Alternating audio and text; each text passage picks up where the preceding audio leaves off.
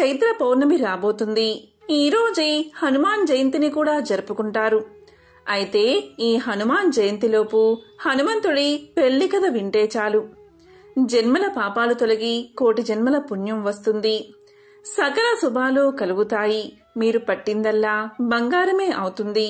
మరి ఎంతో విశేషమైన ఈ హనుమాన్ జయంతిలోపు ఏ కథను వింటే సకల శుభాలు చేకూరతాయో ఇప్పుడు ఈ వీడియోలో తెలుసుకుందాం. మనం ఏదైనా గొప్ప పనిని తలపెట్టాలి అన్నా, తలపెట్టిన పనిని పూర్తి చెయ్యాలి అన్నా ఆ ఆంజనేయుడే ఆదర్శంగా నిలుస్తాడు.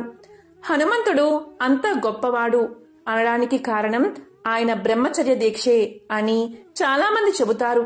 మరి హనుమంతుడికి వివాహం జరిగిందని కొంతమంది చెబుతూ ఉంటారు. అసలు నిజానికి హనుమంతుడికి వివాహం జరిగిందా? నిజంగా హనుమంతుడికి పుత్రుడు ఉన్నాడా అనే విషయాలు ఇప్పుడు తెలుసుకుందాం. హనుమంతుడి గురువు సూర్యుడు అన్న విషయం తెలిసిందే కదా. సూర్యునితో పాటు ఆకాశంలో తిరుగుతూ సూర్యుడి దగ్గర వేదాలన్నిటినీ నేర్చుకున్నాడు హనుమ. ఆపై నవ వ్యాకరణాలుగా పిలువబడే 9 వ్యాకరణాలను కూడా నేర్చుకోవాలి అనుకున్నాడు హనుమ. ఇప్పుడంటే పాణిని వ్యాకరణం ఒక్కటే ప్రచారంలో ఉంది. కానీ ఒకప్పుడు ఇంద్రం, సాంద్రం, కౌమారకం అంటూ 9 రకాల వ్యాకరణాలు ఉండేవి.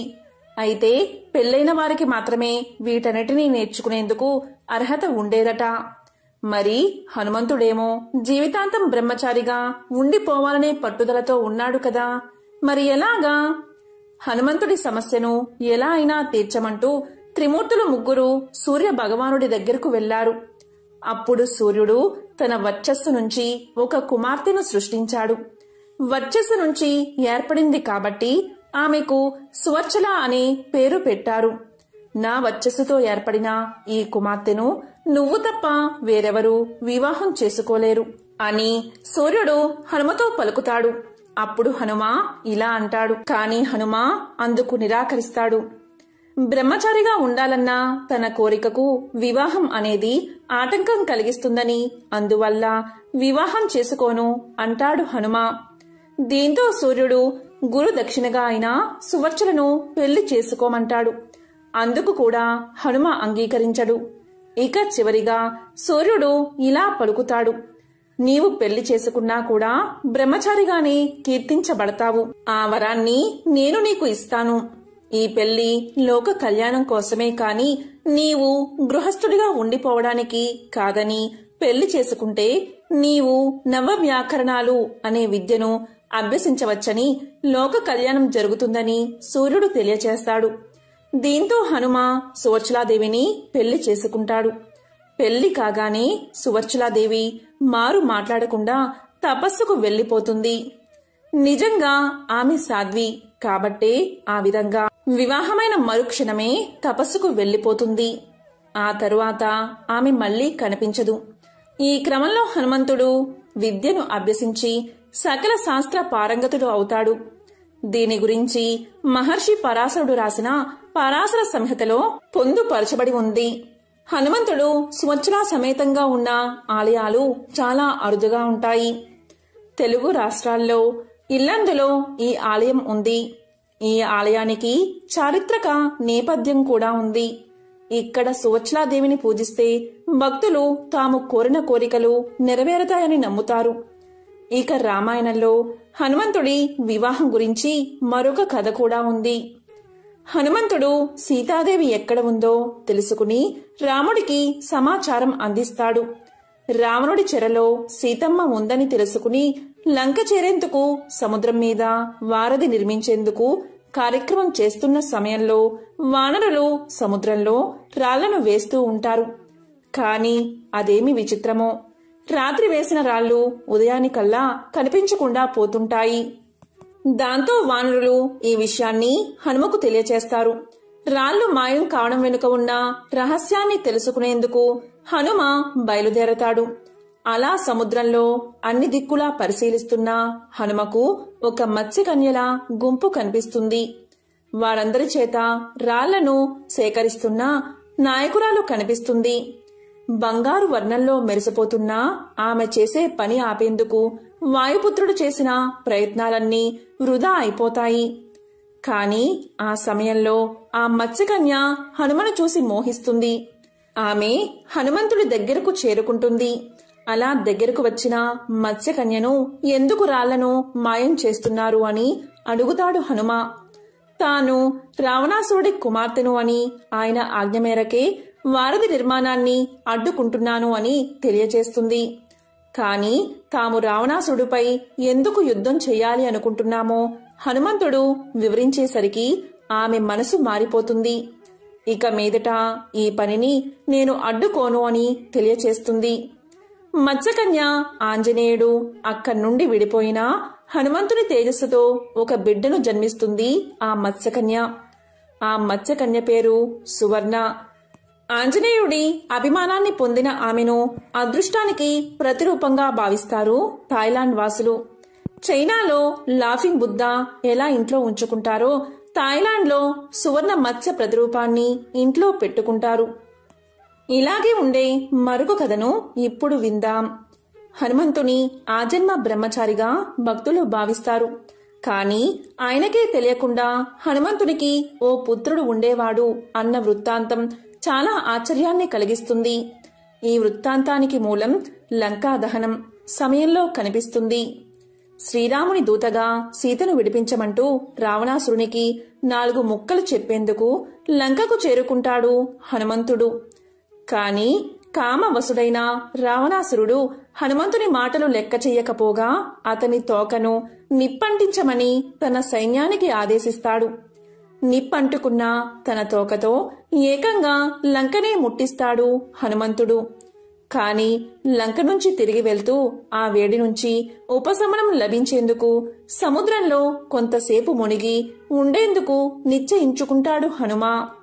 హనుమంతుడు అలా నీట మునగగానే అతని శరీరం నుంచి విడివడిన శ్వేత బిందువు ఓ జలకన్య నోటిలోకి ప్రవేశిస్తుంది.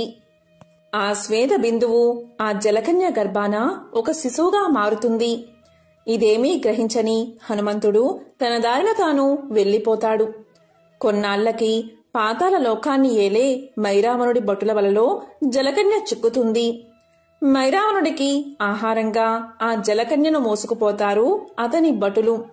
కాని ఆమె పొట్టను కోసి చూసిన వారు ఆశ్చర్యంలో మునిగిపోతారు. జలకన్య గర్భాన శక్తిమంతమైన ఓ జీవి వారికి కనిపిస్తుంది. సగం కోతి రూపంలోనూ మరో సగం మకరంగానూ ఉన్న ఆ జీవికి మకరధ్వజుడు అని పేరు పెడతాడు మైరావణుడు. అంతేకాదు అతని శక్తిని గమనించి తన రాజ్యానికి ద్వారపాలకుడిగా కూడా నియమిస్తాడు. రోజులు గడుస్తున్నాయి. రామ రావణుల మధ్య రాయబారాలు బెడిసికొట్టడంతో యుద్ధం మొదలయింది. యుద్ధం జరుగుతున్న కొద్దీ రామలక్ష్మణులది పైచేయి కాసాగింది. దీంతో కంగారు పడిపోయిన రావణాసురుడు తన బంధువైన పాతాళాధిపతి మైరావణుడికి కబురు పంపాడు. ఎలాగైనా హనుమంతుని కన్నుగప్పి రామ లక్ష్మణులను పాతాళానికి తీసుకుపోయి బంధించమంటూ అర్థించాడు. రావణుడి కోరిక మేరకు మైరావణుడు మాయోపాయాలతో రామ లక్ష్మణులను అపహరించి తన కోటలో బంధిస్తాడు. వారిరువురిని బలి ఇచ్చేందుకు ఏర్పాట్లు చేసుకుంటాడు. ఈలోగా రామ లక్ష్మణుల జాడ తెలుసుకున్న హనుమంతుడు మైరావణపురానికి చేరుకుంటాడు. అక్కడ మకరధ్వజునితో హనుమంతుడు తలపడాల్సిన సందర్భం ఏర్పడుతుంది. మకరధ్వజుని బల పరాక్రమాలను చూసిన హనుమంతుడు నువ్వు ఎవరి కుమారుడువు అని అడుగుతాడు. దానికి మకరధ్వజుడు నేను హనుమంతుని కుమారుణ్ణు అని చెప్పడంతో ఆశ్చర్యపోతాడు హనుమ. ఆపై అతని జన్మ వృత్తాంతాన్ని తెలుసుకుని సంతోషంతో ఉక్కిరి బిక్కిరైపోతాడు హనుమ. అటువైపు మకరధ్వజునికి కూడా తన తండ్రిని కలుసుకున్నానన్న సంతోషం నిలువనియ్యదు. కాని తన ప్రభువైన మైరావణుడికి మోసం చెయ్యలేనని, ఆయన ఆజ్ఞను జవదాటలేనని తేల్చి చెబుతాడు మకరధ్వజుడు. తనను ఓడించిన తర్వాతే కోటలోపలికి ప్రవేశించమని హనుమంతుణ్ణి సూచిస్తాడు. తన కుమారుడి స్వామి భక్తికి అచ్చర పొందుతూనే హనుమంతుడు అతనితో తలపడతాడు. సుదీర్ఘకాలం సాగిన ఆ ద్వంద్వ యుద్ధంలో చివరికి హనుమంతుడు ఎలాగూ విజయం సాధిస్తాడు. ఆపై కోటలోపలికి ప్రవేశించి మైరావణ్ణి సంహరించి రామ లక్ష్మణులను విడిపిస్తాడు. హనుమంతుడి నుంచి మకరధ్వజుని మాట విన్న రాముల వారు అతడిని పాతాళానికి అధిపతిగా నియమించి లంకకు వెళ్తారు. ఇదే హనుమంతుడి కుమారుడైన మకరధ్వజుని కథ. ఈ కథ చాలా మందికి తెలియదు. ఇప్పటికీ క్షత్రియుల్లో కొందరు తాము మకరధ్వజునికి వారసులుగా భావిస్తారు. వారు పాలించిన రాజస్థాన్, గుజరాత్ వంటి ప్రాంతాలలో ఆయనకు ఆలయాలను నిర్మించి తమ భక్తిని చాటుకున్నారు కూడా. రాజస్థాన్లోని అజ్మీర్కు దగ్గరలో, గుజరాత్లోని ద్వారకలో మకరధ్వజుని ఆలయానికి ఇప్పటికీ భక్తులు అధిక సంఖ్యలో వస్తూనే ఉంటారు. తండ్రిలాగే మకరధ్వజుడు కూడా తన్ని శరణు కోరిన వారిని వెన్నంటి రక్షిస్తాడని భక్తుల నమ్మకం. ఇది హనుమంతుడి కుమారుడైన మకరధ్వజుని వృత్తాంతం. చాలా మందికి తెలియని హనుమంతుడి వివాహం, అలాగే హనుమంతుడి కుమారుడైన మకరధ్వజుని కథలివి. హనుమంతుడు అంజనాదేవి కేసరిల పుత్రుడు, వాయుదేవుని ఔరస పుత్రుడు, మహాబలుడు, శ్రీరామదాసుడు, అర్జునుని సకుడు, ఎర్రని కన్నులు గల వానరుడు, అమిత విక్రముడు, శతయోజన విస్తారమైన సముద్రాన్ని దాటినవాడు, లంకలో బందీ అయిన సీతమ్మ తల్లి శోకాన్ని హరించినవాడు, ఔషధి సమేతంగా ద్రోణాచలమును మోసుకువచ్చి యుద్ధమున వివసుడైన లక్ష్మణుని ప్రాణాలు నిలిపినవాడు, దశకంఠుడైన రావణాసురుడి గర్వం అణిచినవాడు. హనుమంతుని ఈ నామాలు నిద్రించే ముందు, ప్రయాణానికి ముందు స్మరిస్తే అలాంటి వారికి మృత్యు భయం ఉండదట. వారికి సర్వత్రా విజయం లభిస్తుందట. ఎత్ర ఎత్ర రఘునాథ కీర్తనం తత్ర తత్ర కృత మస్తకాంజలిం బాష్పవారి పరిపూర్ణలోచనం మారుతిం నమత రాక్షసాంతకం. శ్రీరాముని కీర్తన జరిగే చోట హనుమంతుడు పులకింతుడై అంజలి జోడించి ఉంటాడు. రాక్షసాంతకుడైన అటువంటి హనుమంతునకు నమస్కరిస్తున్నాను అని ఈ శ్లోకం అర్థం. హనుమంతుని పేరు వినబడిన చోట దెయ్యాలు ఉండలేవు. సుందరాకాండ చదివితే కార్యాలు సిద్ధిస్తాయి. సకల వాంఛితార్థాలకు హనుమంతుణ్ణి తప్పకుండా ప్రార్థించాలి. మరి ఎంతో విశేషమైన పవిత్రమైన ఈ మంగళవారం రోజు ఏమీ చేయకపోయినా సరే హనుమంతుడికి సంబంధించిన ఈ శ్లోకాలను పఠిస్తే చాలు, సర్వత్రా విజయం కలుగుతుంది. అన్ని రకాల బాధలు తొలగిపోతాయి. మరి ఆ శ్లోకం ఏంటో ఇప్పుడు ఈ వీడియోలో తెలుసుకుందాం. ఓం నమో భగవతే ఆంజనేయ మహాబలాయ స్వాహ. ఈ మంత్రాన్ని 21,000 సార్లు ఉచ్చరిస్తే మొండి రోగాలు, దుష్టశక్తుల పీడనం తొలగిపోవడమే కాదు, జీవితంలో ఎదురైన ఇతర ఆటంకాలు కూడా తొలగిపోతాయట.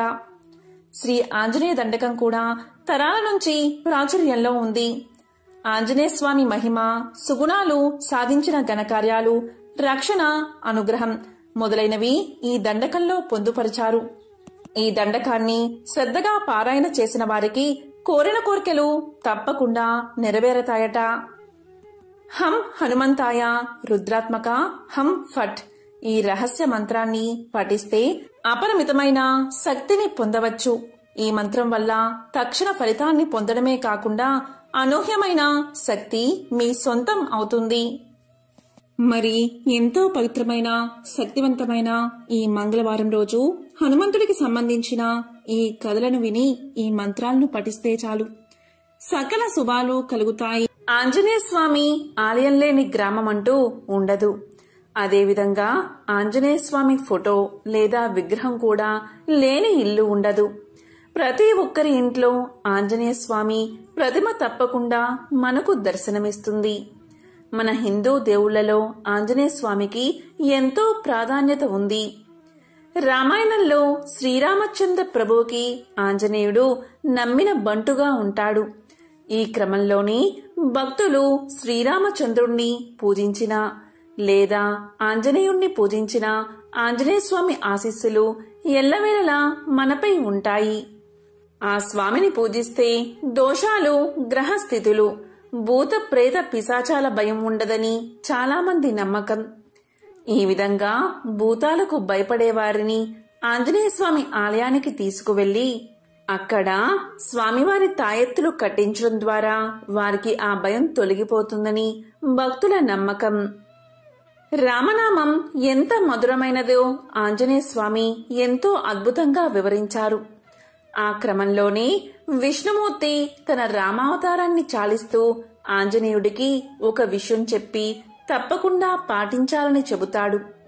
ఆ క్రమంలోనే శ్రీరాముడు తన తనువు చాలిస్తూ ఇలా పలికాడు: హనుమా, కలియుగం అంతమయ్యే వరకు భూలోకంలోనే ఉండి సజ్జనులు కాపాడు. వారికి కలిగే భయం, ఆందోళన, భూత ప్రేత పిశాచాల నుంచి వారిని కాపాడి వారిలో ధైర్యం నిలుపు. ఈ భూలోక వాసులకు నువ్వు రక్షణ కల్పించాలి అని చెబుతూ తన అవతారాన్ని చాలిస్తాడు రాముడు. ఈ విధంగా శ్రీరాముడు ఆంజనేయుడి కోరిక కోరడంతో శ్రీరాముడి ఆజ్ఞను హనుమంతుడు నెరవేరుస్తాను అని మాట ఇవ్వడం వల్ల ఆంజనేయ స్వామి కలియుగంలో భక్తులకు రక్షణగా ఉండి వారికి కలిగే భయాందోళన నుంచి వారిని రక్షిస్తున్నాడు. హనుమంతుడు రామాయణంలోనే కాదు, మహాభారతంలో కూడా ఉన్నాడని కొన్ని పురాణ కథల ద్వారా తెలుస్తుంది. అయితే భీముడు మరియు హనుమంతుడు ఒక అరణ్య ప్రాంతంలో కలిసినప్పుడు వారి మధ్య ఏం జరిగింది, అసలు భీముడు హనుమంతుడిని ఎందుకు కలిశాడు అనే విషయం మనం ఇప్పుడు తెలుసుకుందాం. పాండవులు వనవాసంలో భాగంగా నారాయణాశ్రమ వనాన్ని చేరుకున్నారు. ఇలా కొన్ని రోజులు గడిచాయి. తరువాత ఒక రోజు ఉత్తర దిశ నుంచి చల్లని పిల్లగాలి వీచింది. ఆ గాలితో పాటు దివ్య పరిమళం విరాజిమ్ముతున్న 1000 దళాలు కల పద్మం ఒకటి ద్రౌపది ఒళ్ళో పడింది. ఆమె ఆ పువ్వును చూసి మురిసిపోతూ భీముణ్ణి పిలిచి ఇలా పలికింది: స్వామి, ఈ పువ్వు ఎంతో అందంగా మంచి సువాసనని వెదజల్లుతుంది. ఈ చెట్టు యొక్క విత్తనం తీసుకువస్తే మన కామ్యక వనంలో పెంచుకుందామని చెబుతుంది. ద్రౌపది మాటలు విన్న భీమసేనుడు ఆమె కోరిక తీర్చడం కోసం ఆ పూల చెట్టు ఉన్న స్థలాన్ని వెతుకుతూ వెళ్లాడు. అలా వెళ్లి ఒక వనం చేరుకున్నాడు. ఆ వనంలో దారికి అడ్డంగా ఒక కోతి పడుకుని ఉంది. దాన్ని భయపెట్టి పారిపోయేటట్లు చేద్దామని భీముడు గట్టిగా అరిచాడు. అప్పుడు ఆ కోతి లేచి ఇలా పలికింది: నేను పడుకుని ఉన్నాను, నాకు ఆరోగ్యం బాగాలేదు. బుద్ధిమంతులు మృగాలను హింసించకూడదు. అయినా ఇది దేవతలు వెళ్లే మార్గం, మనుషులు ఈ దారిలో వెళ్లడం సాధ్యం కాదు.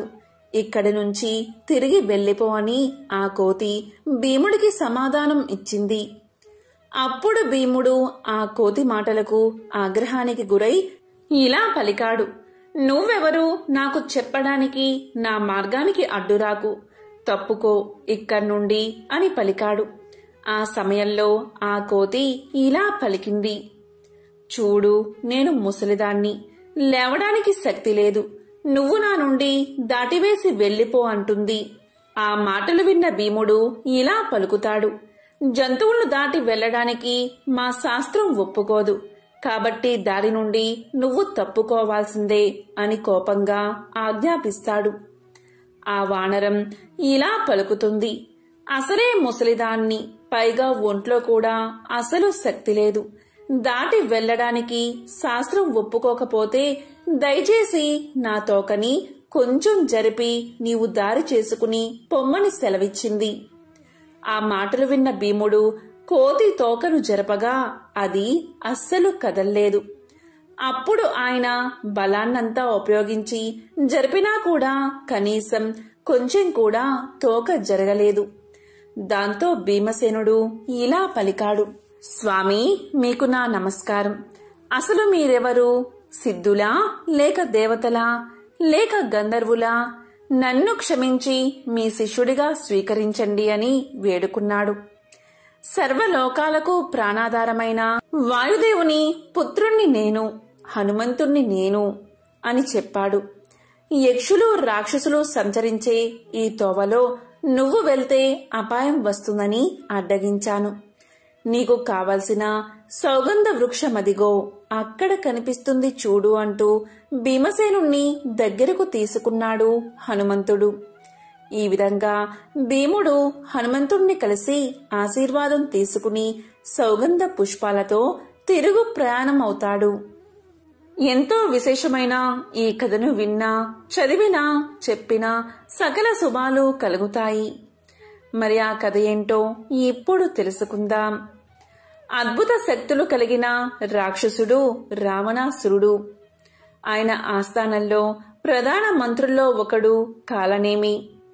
మేఘనాథుడు ఉపయోగించిన శక్తి చేత స్పృహ కోల్పోయిన లక్ష్మణుణ్ణి పునరుద్ధరించడానికి హనుమంతుడు సంజీవని మూలికను తీసుకురాబోతున్నాడని అతని గూఢాచారులు రావణుడికి చెప్పారు. రావణుడు ఒక్కసారిగా కాలనేమి దగ్గరకు పరిగెత్తాడు. కాలనేమి దగ్గరకు వెళ్లి హనుమంతుణ్ణి ఆపడానికి ఏదైనా ఉపాయం లేదా మంత్రాన్ని ప్రయోగించమని, అతన్ని చంపమని తెలియచేస్తాడు రావణుడు. తద్వారా లక్ష్మణుడు తెల్లవారుజామున చికిత్స పొందకుండా చనిపోతాడు అని రావణుడి ఉద్దేశం. మొదట కాలనేమి రావణుణ్ణి అడ్డుకోవడానికి ప్రయత్నించాడు. కాలనేమి ఇలా పలికాడు: ఈ కోతి మీ మొత్తం లంకా నగరాన్ని తగలబెట్టింది. ఎవరైనా అతన్ని ఎలా చంపాలని ఆశిస్తారు? అది అసాధ్యం అని కాలనేమి పలకగానే రావణుడికి కోపం వచ్చింది. అప్పుడు రావణుడు కాలనేమి మాట వినకపోతే చంపేస్తాను అని బెదిరించాడు. అయితే మరోవైపు సంజీవని మూలికను తీసుకురాకుండా హనుమంతుణ్ణి ఆపితే లంకలో సగభాగాన్ని ప్రతిఫలంగా ఇస్తానని చెప్పాడు రావణుడు. రావణుడి మాటలు విన్న కాలనేమి ఇలా అనుకున్నాడు: రావణుడి చేతిలో చనిపోవడం కంటే హనుమంతుడి చేతిలో చనిపోవడం మేలు అని తనలో తాను అనుకున్నాడు. హనుమంతుణ్ణి ఆపడానికి బయలుదేరాడు కాలనేమి.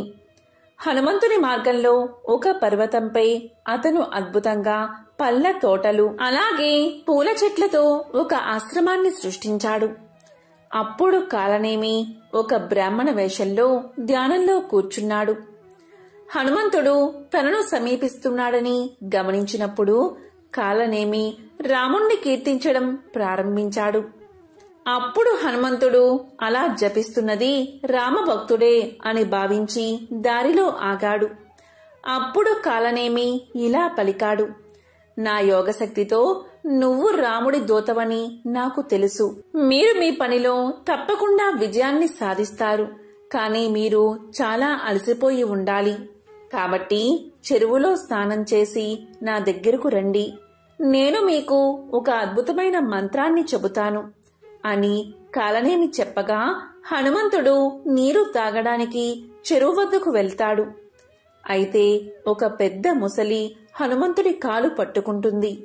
హనుమంతుడు దాని నోటిని నీటి అడుగున బిగించి చంపేస్తాడు. కాని అది చనిపోయిన వెంటనే ఒక సుందరమైన అప్సరసగా మారిపోతుంది. ఆ బ్రాహ్మణుడు నిజంగా రాక్షస కాలనేమి అని అతనితో చెప్తుంది ఆ అప్సరస. ఇంకా ఇలా చెప్తుంది: హనుమా, నేను కూడా ఒక రాక్షసిని. ఇంతకు ముందు నేను గాంధర్వ మరియు గాంధర్విని. ఒకరోజు మేమిద్దరం దుర్వాస ఋషిని చూసి నవ్వుకున్నాం. అప్పుడు ఆయన మమ్మల్ని రాక్షసులుగా మారమని శపించాడు. మేము అతన్ని కరుణించమని వేడుకున్నప్పుడు దూర్వాసుడు ఇలా చెప్పాడు: త్రేతాయుగం ముగింపులో శ్రీరాముడు మానవ వేషంలో కనిపించినప్పుడు హనుమంతుడు సంజీవని తీసుకురావడానికి వెళ్తాడు. అతను మీ ఇద్దరిని అక్కడికి వెళ్లేటప్పుడే చంపి మీ శాపం నుంచి మిమ్మల్ని విడిపిస్తాడు. ఆ తర్వాత మీరు స్వర్గానికి తిరిగి రావచ్చు అని చెప్పారు దూర్వాస మహర్షి. కాబట్టి ఓ హనుమా, నన్ను శాప విముక్తురాల్ని చేసినందుకు నేను ఎంతగానో మీకు రుణపడి ఉంటాను. అలాగే ఆ బ్రాహ్మణుణ్ణి కూడా చంపితే అతనికి కూడా ముక్తి కలుగుతుంది అంటుంది ఆ అప్సరస.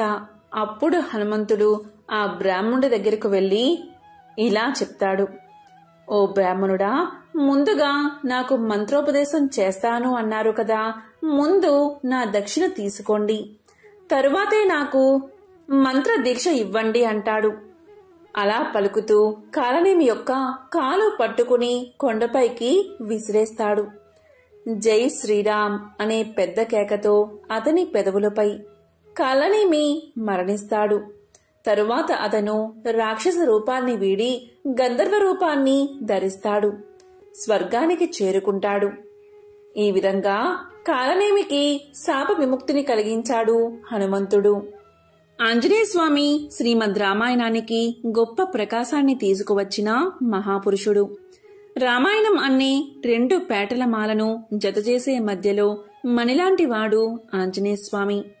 శ్రీరామాయణంలో అద్భుతమైన పాత్ర పోషించిన హనుమంతుని స్మరించిన, నమస్కరించిన, సేవించినంత జాడ్యం పోతుంది. జాడ్యము అంటే జడత్వం పోతుంది. శ్రీరామాయణంలో రామచంద్రమూర్తిగా విష్ణుమూర్తి భూలోకానికి వచ్చే ముందే బ్రహ్మదేవుడు అనేక మంది దేవతలను వానర అంశతో భూలోకానికి పంపించాడు. అయితే హనుమంతుడు మాత్రం అప్పుడు రాలేదు. బాలకాండ, అయోధ్యకాండ, అరణ్యకాండల్లో హనుమ కనిపించడు. కిష్కింధకాండ ప్రారంభంలో కనిపిస్తాడు. సుందరకాండలో హనుమ అద్భుతమైన పాత్రను పోషించాడు. కిష్కింధకాండలో హనుమంతుడు ఎలా పుట్టాడు అని మహర్షి చెప్పలేదు. అసలు హనుమ అవతార విశేషాన్ని ఉత్తరకాండలో చెబుతారు. హనుమంతుడిని మాత్రం చాలా విచిత్రమైన అవతారం, విశేషమైన అవతారం. రామాయణ గాథ అనంతరం చిరంజీవిగా భక్తులను రక్షిస్తున్నది ఆంజనేయ స్వామి మాత్రమే. ఆ స్వామి అనేక అవతారాలతో వచ్చి ఈ లోకంలో భక్తులను అనుగ్రహించారు. భక్తితో తలచిన, పూజించిన భక్తుల కష్టాలను తీర్చి అభీష్టాలను నెరవేర్చేవాడు పవనసుతుడు. పంచముఖ రూపంలో ఉన్న ఆంజనేయ స్వామిని ఆరాధించడం అత్యంత ఫలప్రదమైనది. ఈ మధ్యన ఎక్కువగా పంచముఖ ఆంజనేయ స్వామిని ఆరాధిస్తున్నారు. త్రేతాయుగంలో రామ లక్ష్మణులను రక్షించడానికి హనుమంతుడు పంచముఖునిగా మారాడు. అప్పట్నుంచే ఆంజనేయ స్వామిని పంచముఖ రూపంలో పూజించడం మొదలయింది. శ్రీరామ రావణ భీకర యుద్ధ సమయంలో రావణాసురుడు తన బంధువు పాతాళ లోకానికి అధిపతి అయిన మైరావణుడి సహాయం కోరతాడు. మైరావణుడి నుండి రామలక్ష్మణులకు ప్రమాదం పొంచి ఉందని గ్రహిస్తాడు హనుమంతుడు. రామ లక్ష్మణుల చుట్టూ కాపలా ఉంచుతాడు. అయినా అందరి కళ్ళు కప్పి రామ లక్ష్మణులను పాతాళ లోకానికి అపహరించుకుపోతాడు మైరావణుడు. వెనువెంటనే ఆంజనేయుడు మైరావణుడి రాజ్యానికి వెళ్తాడు. అతనితో యుద్ధం ప్రారంభిస్తాడు. మైరావణుడి మరణం వెనుక ఉన్న రహస్యాన్ని తెలుసుకుంటాడు హనుమ. మైరావణపురంలో 5 దిక్కులా వెలిగించి ఉన్న దీపాలను ఒకే సమయంలో ఆర్పితే కాని అతన్ని సంహరించడం అసాధ్యమని తెలిసి తూర్పు, పశ్చిమ, ఉత్తర, దక్షిణ, ఊర్ధ్వముఖం ఈ 5 దిక్కుల 5 ముఖాలను ధరించి 5 దీపాలను ఒక్కసారిగా ఛేదిస్తాడు. పంచముఖాలతో పాటుగా ఏర్పడిన 10 చేతులలో ఖడ్గం, శూలం, గద వంటి ఆయుధాలు ధరించి మైరావణుణ్ణి అంతం చేస్తాడు హనుమంతుడు. ఆయనే పంచముఖ ఆంజనేయ స్వామి. పంచముఖాలలో ఒక మోముది ఒక్కో రూపం. తూర్పున ఆంజనేయుడి రూపం, దక్షిణాన నారసింహుని అవతారం, పశ్చిమాన గరుడ ప్రకాశం, ఉత్తరాన వరహ అవతారం, ఊర్ధ్వముఖాన హయగ్రీవుని అంశ. అలాగే ఈ 5 ముఖాలు తన భక్తులకు 5 రకాల అభయాన్ని ఇస్తూ ఉంటాయి. నరసింహముఖం విజయాన్ని, గరుడ రూపం దీర్ఘాయుషుని, వరహము అష్ట ఐశ్వర్యాలని, హయగ్రీవుడు జ్ఞానాన్ని, ఆంజనేయ రూపం అభీష్ట సిద్ధిని కలగజేస్తాయి. ఇంతటి శక్తివంతమైన అవతారం కాబట్టే రాఘవేంద్ర స్వామి సైతం ఆంజనేయుణ్ణి పంచముఖ రూపంలోనే పూజించారు, అలాగే దర్శించారు. ఎంతో పవిత్రమైన విశేషమైన ఈ రోజు ఈ కథలను విన్నా, చదివినా, చెప్పినా, వినిపించినా సకల శుభాలు కలుగుతాయి. జన్మల దోషాలు తొలగి కోటి జన్మల పుణ్యం వస్తుంది. మరి ఆ కథ ఏంటో ఇప్పుడు ఈ వీడియోలో తెలుసుకుందాం. ఈ కథను విన్నంతనే సకల దరిద్రాలు తొలగి సకల శుభాలు కలుగుతాయి. పూర్వం ఒకసారి సౌనకాది మహర్షులు సూత మహర్షిని శ్రీ హనుమత్ ఉద్భవాన్ని వివరించమని కోరారు. అప్పుడు సూతుడు ఇలా చెప్పడం ప్రారంభించాడు. వ్యాస మహర్షి ఒకసారి ద్వైతవనంలో ఉన్న పాండవుల దగ్గరకు వచ్చాడు. ధర్మరాజు భార్య ద్రౌపదితో సోదరులతో సహా ఎదురు వెళ్లి స్వాగతం చెప్పి లోపలికి ఆహ్వానించి అర్ఘ్యపాద్యాదులు ఇచ్చి భక్తి శ్రద్ధలతో సేవించాడు. అప్పుడు వ్యాసుడు ఎంతో సంతోషించి ద్రౌపది పాతివ్రత్యాన్ని మెచ్చుకున్నాడు. అందరూ భక్తి శ్రద్ధలతో చేయవలసిన వ్రతం ఉందని దాన్ని వివరించాడు. అది కార్యసిద్ధిని కలిగిస్తుందని, వెంటనే ఫలితం లభిస్తుందని చెప్పాడు. అదే శ్రీ హనుమద్వ్రతం. దుష్టగ్రహాన్ని వ్యాధుల్ని పోగొట్టి సకల శుభాలు శ్రేయస్సు ఇస్తుందని దాన్ని ఆచరించి మళ్లీ రాజ్యాన్ని పొందమని ఉపదేశించాడు వ్యాసుడు. పూర్వం ఈ వ్రతాన్ని శ్రీకృష్ణుడు ద్రౌపదికి బోధించి దగ్గర ఉండి వ్రతం చేయించాడని, దాని ప్రభావం వల్లనే పాండవులకు అఖిల సంపదలు లభించాయని తెలియజేశాడు. అయితే ఒకసారి అర్జునుడు ద్రౌపది చేతికి ఉన్న హనుమత్ తోరణాన్ని చూసి దాని వివరం అడిగాడు. ఆమె అన్నీ వివరంగా చెప్పగా అతనికి గర్వం కలగడంతో కోతిని గూర్చిన వ్రతం ఏమిటి అని ఈసడించాడు. తన జెండాపై కట్టబడ్డవాడు ఒక వానరుడు అయిన హనుమకు వ్రతం చేయడమేమిటి అన్న దుర్భాషలాడాడు. ఆమె ఏడుస్తూ తన అన్న శ్రీకృష్ణుడు చెప్పి చేయించిన వ్రతమిదని తెలియజేసింది. అయినా అర్జునుడికి కోపం తగ్గలేదు. ఆమె చేతికున్న తోరాన్ని బలవంతంగా లాగి పారేశాడు. అప్పట్నుంచే పాండవులకు కష్టాలు ప్రారంభమయ్యాయని, ఈ అరణ్య అజ్ఞాతవాసాలు దాని ఫలితమేనని వ్యాసుడు ధర్మరాజుకు తెలియజేశాడు. 13 ముళ్ళు కల హనుమత్ తోరాన్ని తీసివేయడం వల్లే 13 ఏళ్ల అరణ్య అజ్ఞాతవాసమని వివరించాడు. కనుక వెంటనే హనుమత్ వ్రతం చేయమని హితవు తెలియజేశాడు. అప్పుడు ధర్మరాజుకు సందేహం కలిగింది.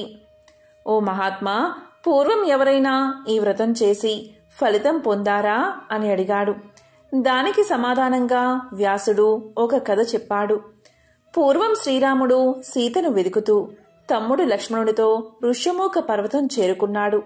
సుగ్రీవ హనుమలతో సఖ్యం చేశాడు. అప్పుడు హనుమ రామునితో తన వృత్తాంతమంతా చెబుతూ దేవతలంతా తనకు ఎలాంటి వరాలు ప్రదానం చేశారో వివరించాడు. బ్రహ్మాది దేవతలు హనుమతో, హనుమా, నువ్వు హనుమద్వ్రతానికి నాయకుడిగా ఉంటావు. నిన్ను ఎవరు భక్తి శ్రద్ధలతో పూజించి వ్రతాన్ని ఆచరిస్తారు, వారి కోరికలన్నీ నువ్వు తీరుస్తావు అని బ్రహ్మ చెప్పిన మాటను రాముడికి చెప్పి, నేను నీ బంటునని తేలిగ్గా చూడక నా వ్రతాన్ని ఆచరించి ఫలితాన్ని పొందు. త్వరలోనే సీతా దర్శనం కలిగి రావణ సంహారం చేసి అయోధ్యాపతివి అవుతావు అని విన్నవించాడు హనుమ. అప్పుడు ఆకాశవాణి ఇలా పలికింది. హనుమ చెప్పిందంతా సత్యమే అన్నది. వ్రత విధానం చెప్పమని హనుమను రాముడు కోరగా హనుమ ఇలా చెప్పడం మొదలుపెట్టాడు. మార్గశిర శుక్ల త్రయోదశి నాడు హనుమద్వ్రతాన్ని చేయాలని తెలియచేశాడు. పంపానదీ తీరంలో శ్రీరాముడు సుగ్రీవాదులతో వ్రతాన్ని ఆచరించాడు. 13 ముళ్ళ తోరాన్ని పూజించి కట్టుకున్నాడు అని వ్యాసుడు రాముడికి జరిగిన వృత్తాంతం తెలియచేసి, కాబట్టి సందేహం లేకుండా ధర్మరాజాదులను ఈ వ్రతం వెంటనే చెయ్యమన్నాడు వ్యాసుడు. వ్యాస మహర్షి మాటలకు సంతృప్తులై ధర్మరాజు భార్య సోదరులతో వ్రతాన్ని విధి విధానంగా చేసి అంతా తోరాలు భక్తి శ్రద్ధలతో కట్టుకున్నారు. ఇలా చేయడం వల్లే వారికి విజయం లభించింది. కౌరవ పాండవుల యుద్ధంలో విజయం వారిని వరించింది, అంటే పాండవులను వరించింది. అంతటి శక్తివంతమైనది హనుమద్ వ్రతం. ఎంతో పవిత్రమైన విశేషమైన ఈ కథలను ఈరోజు విన్నా, చదివినా, చెప్పినా, వినిపించినా సకల శుభాలు కలుగుతాయి. జన్మల దోషాలు తొలగి కోటి జన్మల పుణ్యం వస్తుంది. ఓం ఆంజనేయాయ నమః. ఓం మారుతాత్మజాయ నమః. ఓం మహావీరాయ నమః.